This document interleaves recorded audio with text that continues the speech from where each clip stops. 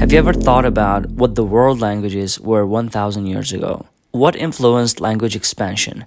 How they used language or how much advanced the language was? Today's video will shed some light on that, and the main question asked by Professor John McWhorter is what the world will speak in 2115. So welcome back to Language Shapes Perception.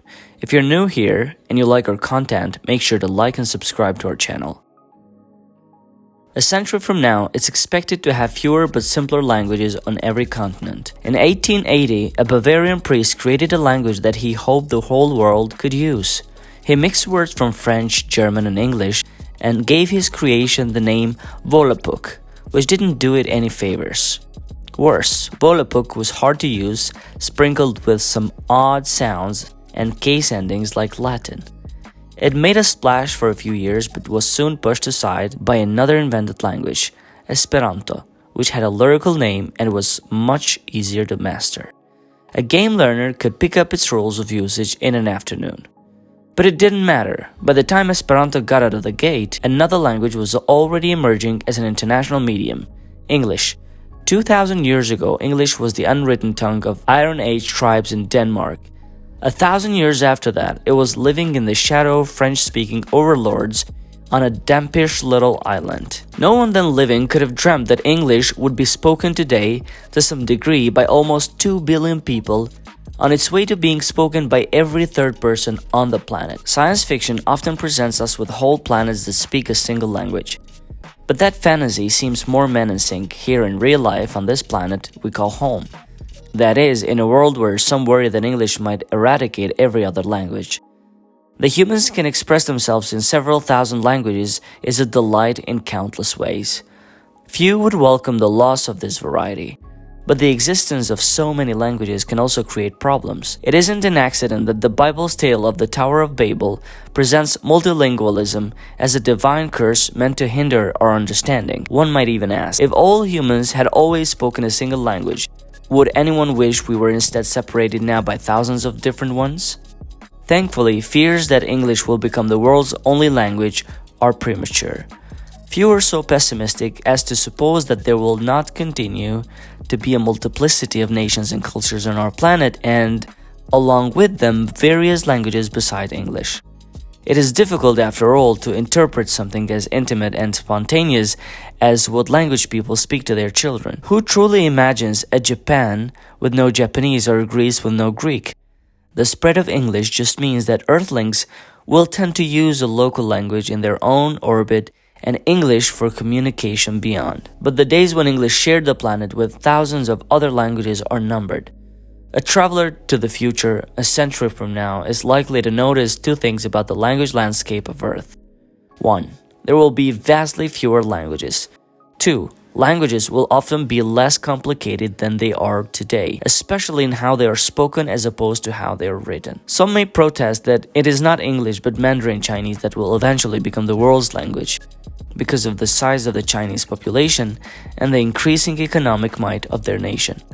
But that's unlikely. For one, English happens to have gotten there first.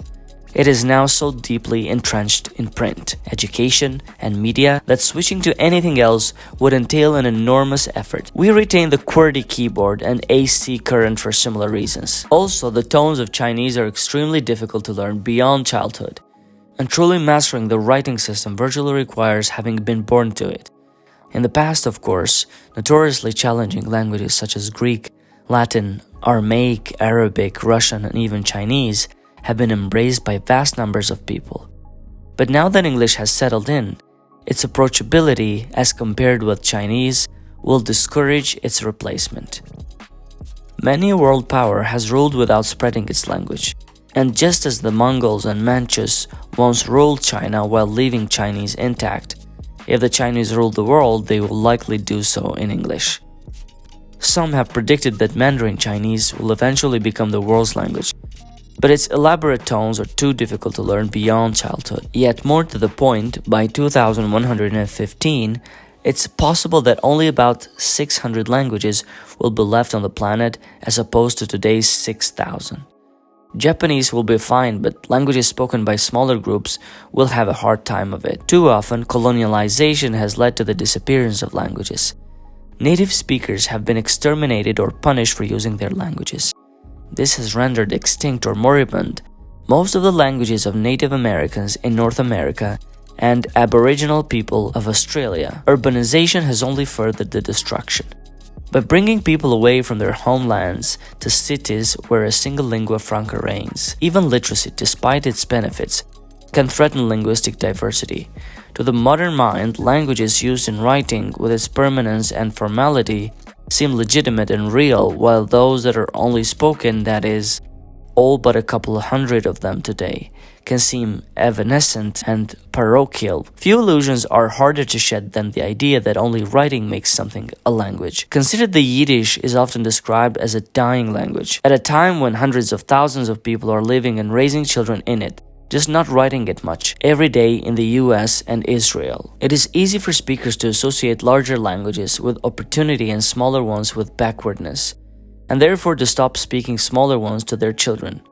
But unless a language is written, once a single generation no longer passes it on to children whose minds are maximally plastic, it is all but lost. We all know how much harder it is to learn a language well as adults. In a community where only older people now speak a language fluently, the task is vastly more difficult than just passing on some expressions, words and word endings.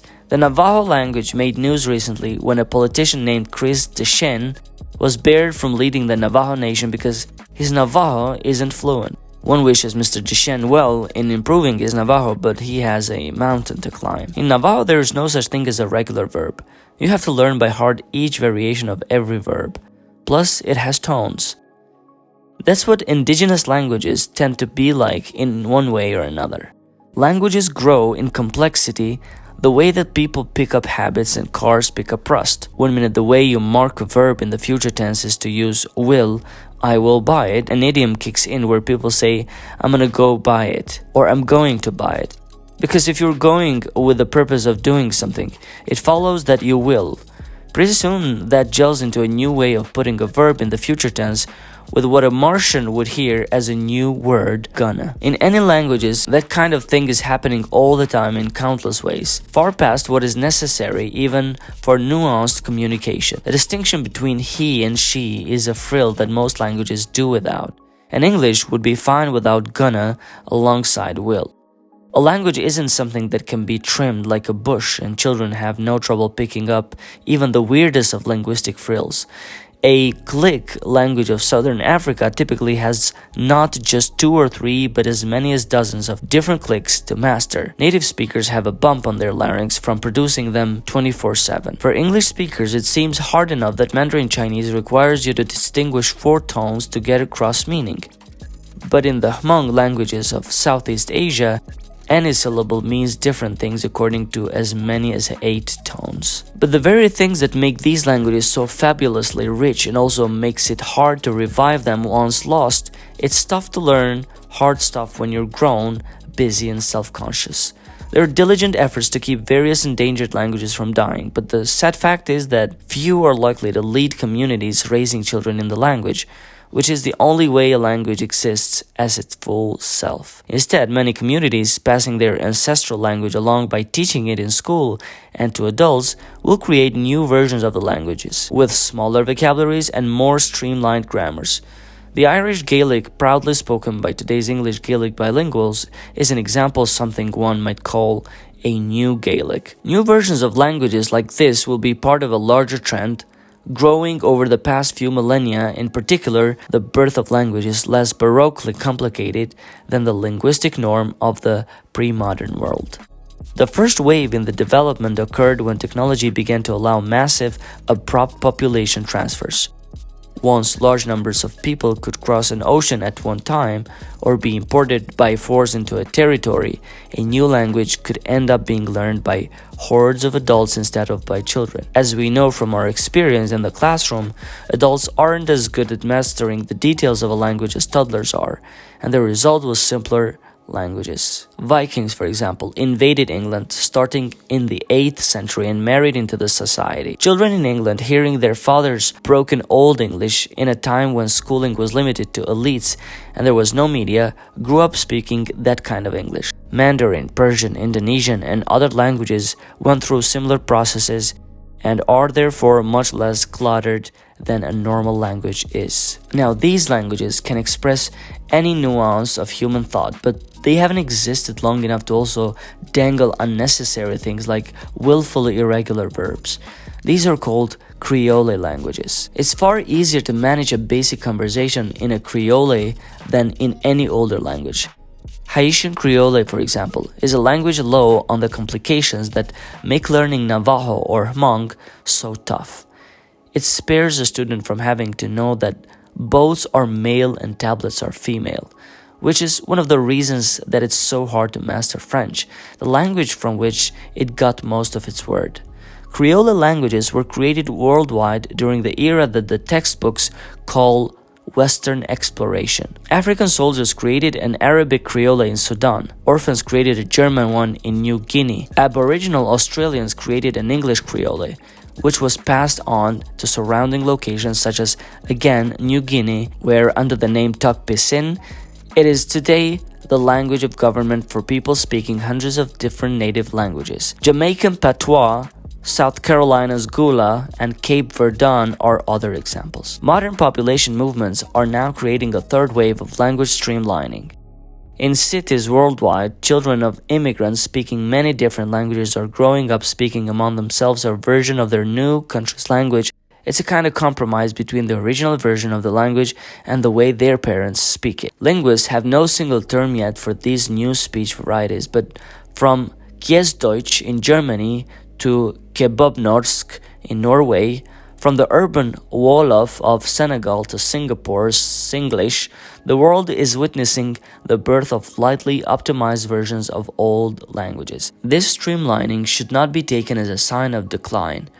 All of the optimized languages remain full languages in every sense of the term, as we know from the fact that I'm writing in one. An Old English speaker who heard modern English would consider it confounding and broken. That any language has all irregular verbs, 8 tones, or female tables is ultimately a matter of accident, not design. Hopefully, the languages lost amid all of this change will at least be described and, with modern tools, recorded for posterity.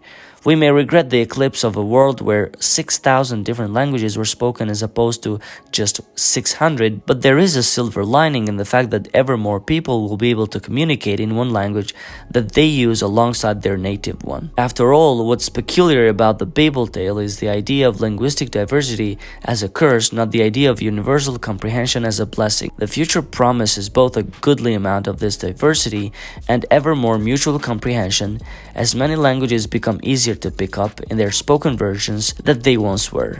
A future dominated by English won't be a linguistic paradise, but it won't be a linguistic Armageddon either.